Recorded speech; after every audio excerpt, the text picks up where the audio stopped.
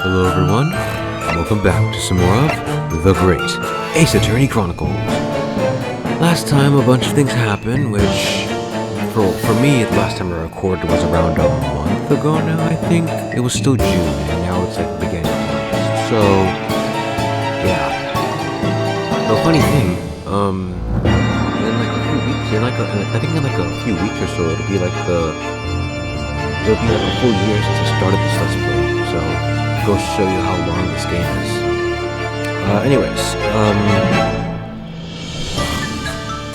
Last time, a few things happened. We came to visit Madame Two Spells to find a bunch of statues of, I guess, awful events, and Shom was a part of that, earning some extra money.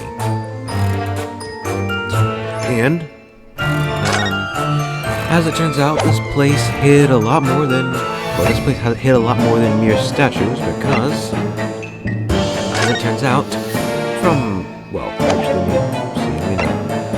apparently this place was hiding a secret, which was found out in the Great Deduction performed last time, where, let me see, right, one of the waxworks, namely the prized one here, was stolen, and, it was like held for ransom, I believe. So yeah. Anyways, I guess with that being said, we may as well just continue on because I don't really, it's been a month, so I don't really remember too much.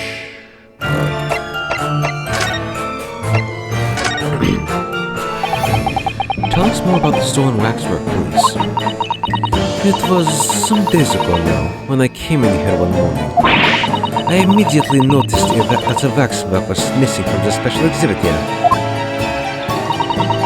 It is your most prominent display, so that's why the curtains were closed.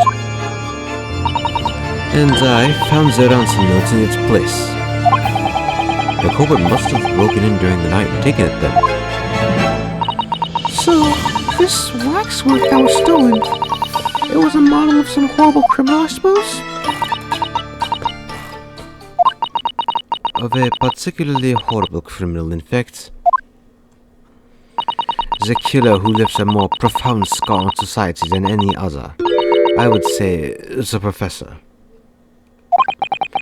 Not a name I've heard of.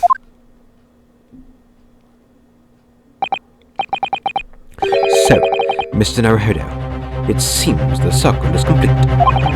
Sorry? The Professor cases happened at around the time I was born, didn't I? Didn't it? Indeed it did, Iris. 10 years ago, a series of murders rocked the capital. 10 years ago? Yes. At exactly the time that Barak von Zieks graduated from university. In fact. What? Surely he's not saying... So the big event that changed Mr. Reaper's life... As you surmised, it was the Professor case. Who was that Professor then? Yeah? It was a series of gruesome murders that had all of London gripped in terror a decade ago. After the 5 victims were killed, the man was arrested and put to death. And now he's immortalized here in wax for all Londoners to admire and enjoy. Though, of course, he happens to be absent at present on account of the abduction. But I don't understand. How is all of this related to Lord Van Zieks? You must first understand, my dear fellow, why it is that the Professor earned such infamy. It was due to the victims he chose, some of Whitehall's finest. What do you mean, Arlie? Those murdered by the Professor were some of the highest members of the British aristocracy. Members of the nobility, even royalty. It sent shockwaves through the country's administration. Members of the... wait, of course! What Professor Harebrained said! Lord Van Zeeks is from a family with noble blood. Oh gosh! It was the fifth victim that led to the professor's arrest. The last of the close prey was a young noble by the name of Clint Van Zeeks. No, I don't believe it. Van Zeeks? I'm sure you can piece together the rest for yourself. In the wake of his older brother's murder, the young Barak pursued a career as a prosecutor, and eventually became the Reaper we know today.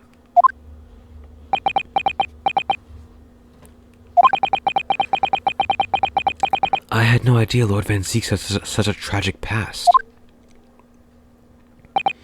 Well, I'm afraid that's all I can say on the matter, for the time being at least. After all, I have work to do. As a waxwork exhibit.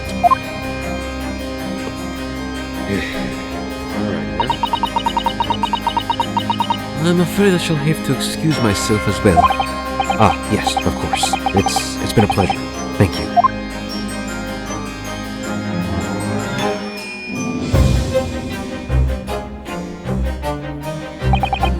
Well, none of the predicted scenarios I've been analyzing involve...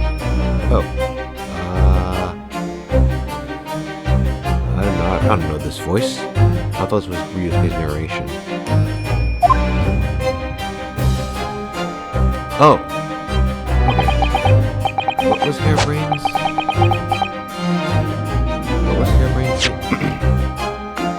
Well, none of the predicted scenarios I've been analyzing involved you coming to visit me here. It's been too long, it really has. I'm delighted to see you, Barak. It's been 10 years, and here we are, meeting in a prison of all places. I can't forgive myself for what happened to Asman. I just can't. I still can't believe it could happen. Tomorrow, the court will decide. Yes. I have a young Eastern man acting for my defense. He seems reliable enough, though. It was an accident. A terrible accident. He assures me he can prove it. I must warn you. Oh, I know. I've heard already. You're going to be prosecuting, aren't you? Yes. Since I returned to England, I've heard lots of stories. Barak, are you really... What? Never mind. I know that you have my best interest at heart. My friend is on trial. I wouldn't entrust it to anyone else. Of course, I fully understand. Thank you, Barak. Until tomorrow, then. I'll see you in court.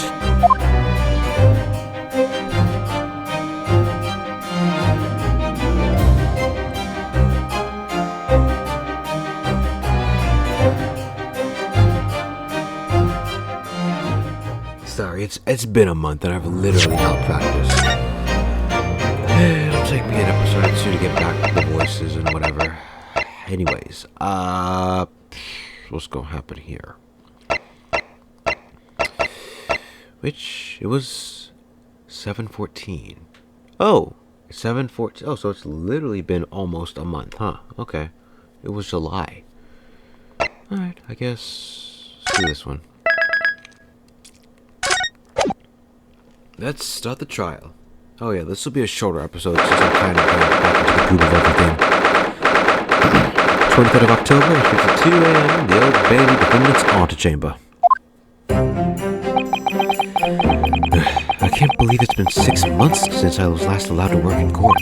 And now, here I am, back at the Old Bailey. Mr. Naruhodo. Good morning, Professor Hairbrain. I don't understand. It doesn't make any sense. The atmospheric pressure in here is off the charts. I've never felt anything like it. It's crushing me. feel it every time I'm here. That gravity. Well, this is Britain's highest court. But are you telling me it's fitted with some kind of device that can actually control air pressure? I think it's probably all in the mind. Yes, well, you won't let me down, will you, Mr. Naruhodo? I'm counting on you in today's trial to save my life. To save the secret of my super high voltage instantaneous kinesis from being made public. Yes, I understand. I know what I have to do. I have to establish that the explosion 2 days ago was nothing more than an unfortunate accident. Well, I'm sure that there's nothing to worry about, really. Justice will prevail. Oh, my commiserations, Mr. Naruhodo. You appear to have been numbered with a most tiresome case here. Oh, Sholmes, you're actually here for once. Mr. Sholmes, I didn't expect to see you here. That was very mean, Runo, leaving me home alone with Hurley. It took me at least an hour to wake him. Is it... Are you... Sherlock Sholmes? Indeed, sir, I am here. Sherlock Sholmes. Oh, I've heard all about your exploits, even whilst living in Germany. Ah, yes, Rask magazine is on sale in Germany too. This month's installment was sublime. Installments. Your introduction in the adventure of Silver Blaze was wonderful. Oh, yes, a memorable case indeed. It concerned us, as I seem to recall. No, that was the Speckled Band. Well, thank you for coming. I do appreciate your support. I'm sorry to disappoint you, my dear fellow, but I'm afraid I can't stay. Oh, I have urgent business at Madame Tuspel's. You mean the waxwork job? No, the waxwork abduction, of course. Madame has engaged my services. Ah, so you're trying to get to the bottom of that ransom note, are you? The week's wages depend on it, as does the safe return of the waxwork, naturally. As such, I intended to give it my undivided attention. Oh, well, never mind then. I understand. Of course, with my skills of observation and reasoning, resolving the matter will be as easy as proverbial pie. I shall return forthwith, for until I solve the case, I shall have no money to afford a pie of any description. Oh, then you must absolutely give it your full attention, Hurley. Quite, Iris, quite. But life is riddled with irony, you know. Whenever I give something my full attention, I have a quite insatiable desire for a pie. One of the universe's intractable mysteries, you might say. Oh, yes, quite, definitely, absolutely, I totally understand. Is someone a little starstruck? I will wish you the very best of luck, Professor Hairbrain. Why, thank you. Before I depart, Mr. Naruhodo, a word in your ears, please. What's this about? As you have remarkably little grounding in science, I feel I ought to inform you. As compelling as this super high voltage instantaneous kinesis hypothesis may be, a practical implementation such as was attempted by the professor at Great Exhibition is quite impossible. But the professor said the demonstration was a success. Yes, well, it would appear that he fervently believes it was. I read Professor Bunnybrain's paper about it too, Uno, and I have to say, I'm sure it can't be done. It could barely be done theoretically, let alone practically. So he's completely barking up the wrong tree?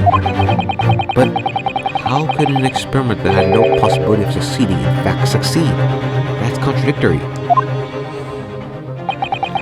Underneath that contradiction, that will be at the heart of the trial, I have no doubt. What's that supposed to mean? Now, I must hurry along. I wish you the best of luck, my dear fellow.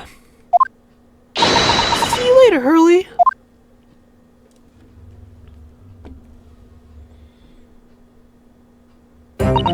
Well, it looks like you're on your own today, Uno.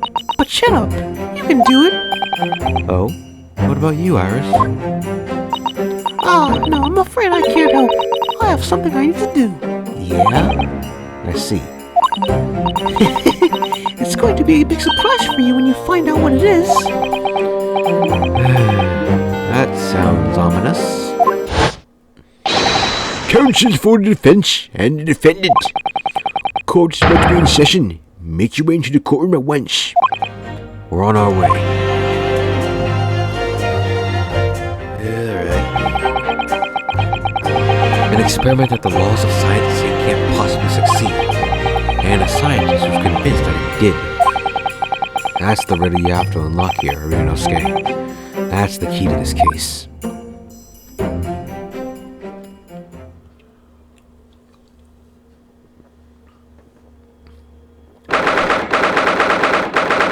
"23rd of October, 9:10 a.m.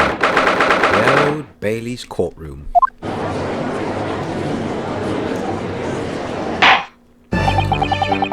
In the name of Her Majesty the Queen, I hereby declare this court to be in session. We are sitting today for a public trial of Professor Albert Harebrained. Sorry, I thought I heard something. I now call upon the counsel for the prosecution and the defense to declare their willingness to proceed. The prosecution is ready. The defense is ready, my lord. I'm 6 months out of practice. And what's more, I'm with Dr. Sabason today. Ugh. Is it just my imagination, or does the air here feel even more oppressive than usual? So, I must say that I recollect the victim of this case all too well. Mr. O'Diaz. I forgot. Was it? I think it was pronounced Odie, but whatever. Mr. O'Diaz man. Mr. Asman was well known as a financer, though that was merely a front for his diverse criminal activities. It was only a month ago that the man appeared in court prosecuted by you, Lord Van Zeeks. But the jury unanimously found him not guilty. Because every member of the jury had been bribed by the sound of it. These powerful London criminals are prepared to go to extreme lengths to keep their freedom. But 2 days ago, on the 21st of October, Miss Glasman met his end. The work of the Reaper, was it?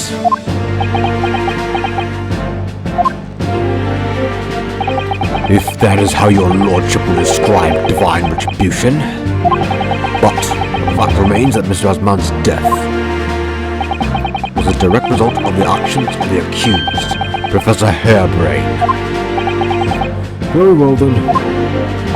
Now, ladies and gentlemen of the jury, you have been selected at random to represent the will of the people. Are the 6 of you ready to fulfill your societal duty?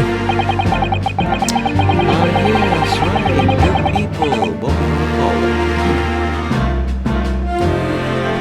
I'm most gratified to have been selected to carry out this important civic duty, my lord. To have a man's fate in the palm of one's hand. Oh gosh, oh golly, it sends shivers down my spine. Side systems, logic, conjunctures, courtroom trials, all are nothing more than performances. Every spurious call defiles the reputation of science deserves to hang. Oh, we have to listen to what's said on both sides, defense. And then settle on one. That's it. And then. Isn't that the guy that was sleeping yesterday? One like this in mud, eh? One like this at all. Wow, completely new people. Didn't think they'd have the guts to do it. That's the police killer Automobile look-alike. Again, and he's as exhausted as ever, it seems. Well, as I'm sure you're all aware, the incident that we are here to judge today tragically took place at the Great Exhibition shortly after its opening.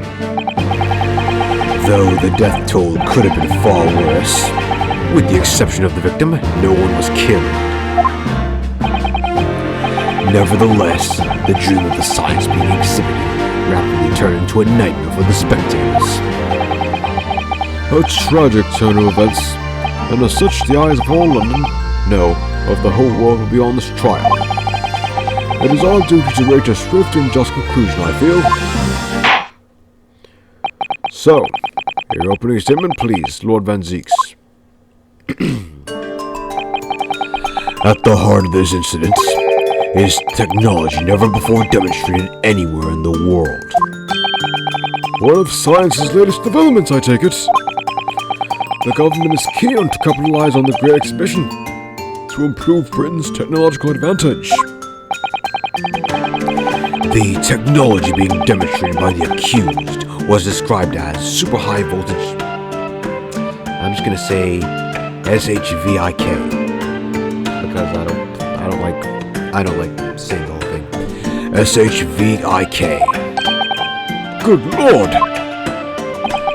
It's designed to disassemble human subjects using extremely high voltage electricity and beam them instantly to another location where they are subsequently reassembled. Is such a thing even within the realms of possibility? Well, I don't believe it, that's for sure. Disassembling people with electricity? My goodness, how shocking. That idea is absurd. The hypothesis will never stand up to scrutiny.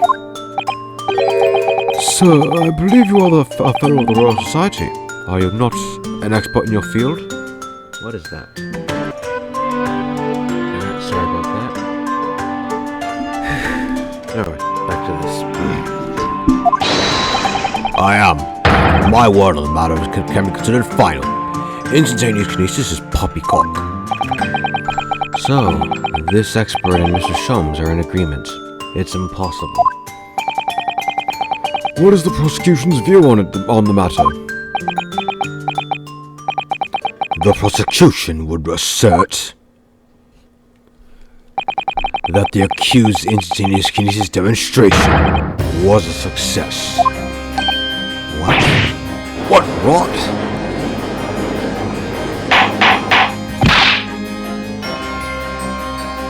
Order!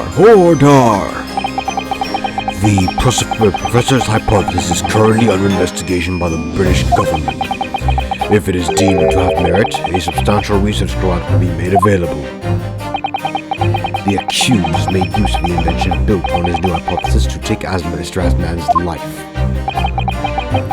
in order to be the sole benefactor of the grant. But... This disastrous demonstration was no accident. It was carefully designed from the outset to end the life of the victim.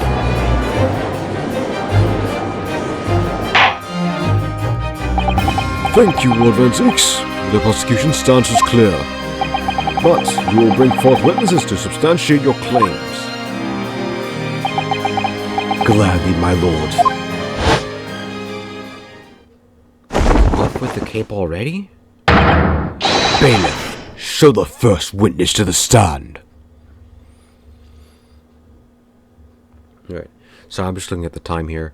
It's like, I usually end at 11, so we have about 15 more minutes, meaning we'll probably end at around 35 minutes, so, yeah, one of my shorter videos, but hey, we do what we must, right?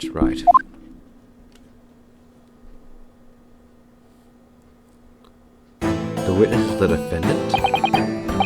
Witnesses, state your names and occupations for the court. Yes, sir. To Tobias Gregson, Executive Inspector at Scotland Yard's Homicide Division. I was on duty at the demonstration of the day in question and in charge of the following investigation.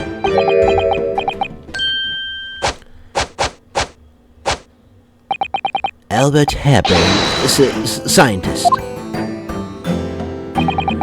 You were born in England, but have been carrying out your research in Germany in recent years, correct? Yes, that's right. After graduating from university here in Britain, I went to work in Germany and made an amazing discovery, which is what brought me back. I had to demonstrate my incredible hypothesis at the Great Exhibition. What you demonstrated was incredible, alright? An incredible explosion.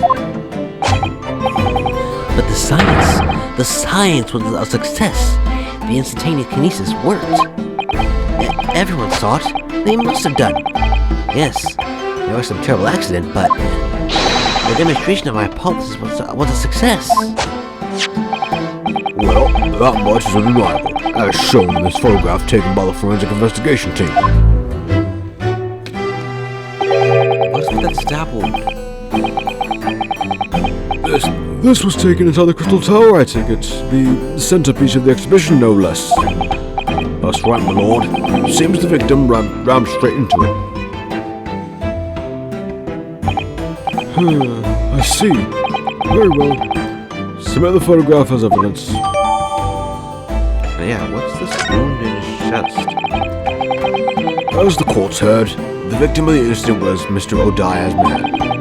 There have been a number of allegations made against the man, but putting them aside for the time being, it was the man who financed the research for the experiment and the demonstration itself. I see. So, to summarize the situation, the defendant is accused of taking the life of the man who funded his work. Would that be correct? Exactly. But couldn't it be that the explosion was caused by some malfunction in the apparatus used for the demonstration? That's right. That must be it. My splendid machine. My poor, splendid machine. You saw it yesterday, didn't you? You can't even examine the wreckage thanks to the special suspension force site. The SDSCA. What? The wreckage? The wreckage! Well, that being the case, how can the facts be established?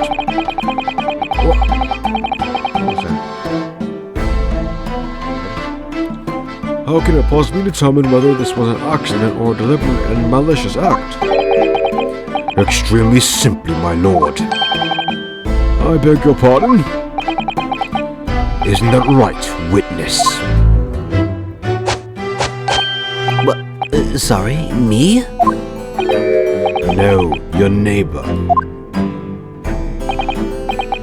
Yes, sir, it was murder, plain and simple. Anyone could state that with complete certainty. How can he possibly think that? Thank you, Inspector. I think we had better proceed to formal testimony.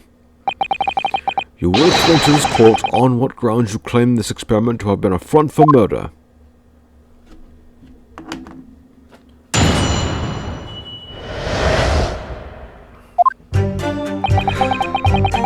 The corpse that went... Okay. The corpse that went crashing through the Crystal Tower had a broken neck. And a stab wound. I made a minor miscalculation on the angle of the beam projection. That's all. That was my mistake. But the post-mortem examination revealed another injury, a fatal wound. There was a lesion in his chest where he'd clearly been stabbed by something sharp right in the heart. Now, the victim was killed before he went anywhere, and this was the only one who could have done it. But wasn't it all recorded? Like... It was... Well, okay, never mind. It was on TV. Actually, it wasn't all on TV? Like... Whatever. What were we saying now? An extraordinary business. In addition to suffering a broken neck, the victim was stabbed in the heart? Information I really would have liked to heard from someone other than the judge. The coroner says death would have been all but instant from a wound like that. You could say, in fact, that the victim was killed twice by the accused. No, no, and no. That couldn't be further from the truth. I have here the experiment plan document that was submitted to the security team.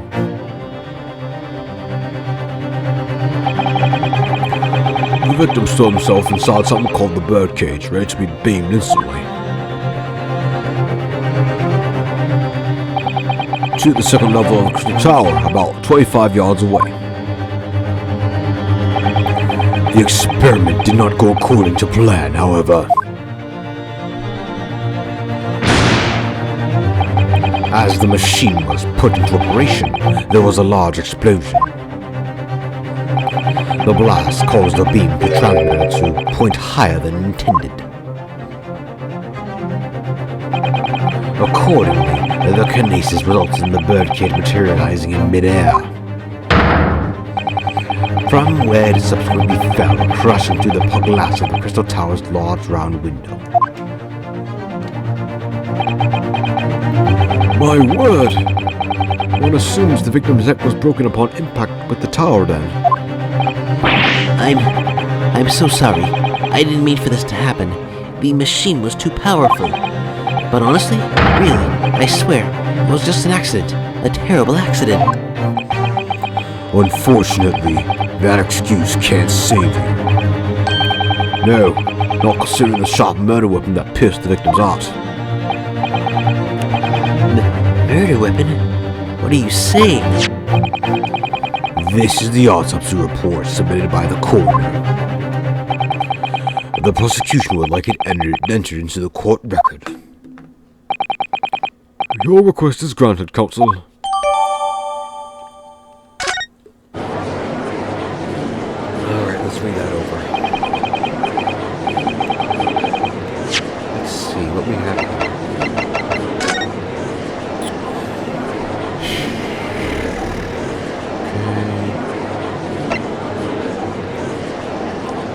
Hemorrhage in the sharp, broken vertebra from a sudden fall. Alright. So basically the same stuff we said here. Alright. I was hoping for something hidden. Alright.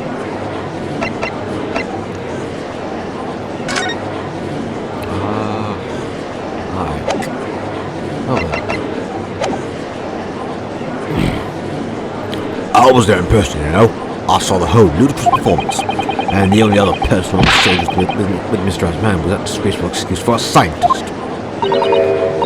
Then really, by all accounts, it must have been him.